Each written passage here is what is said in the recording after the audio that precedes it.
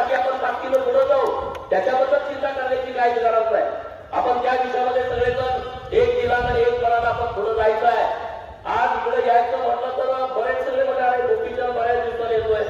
मैंने बोला था ना, एंट्री लेट होगी लेकिन ग्रेट होगी.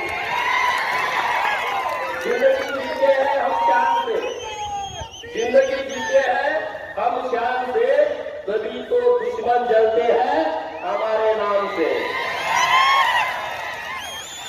तभी तो दुश्मन जलते हैं. आपल्याला काम करावं लागेल.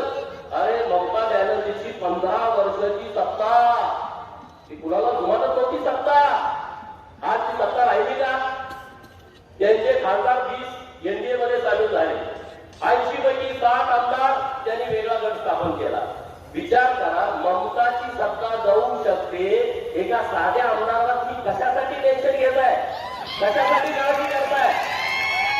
काय काळजी करण्यासारखं कारण नाही. हे सगळे दिग्गज नेते तुम्हाला सपोर्ट करायला बसलेले आहे.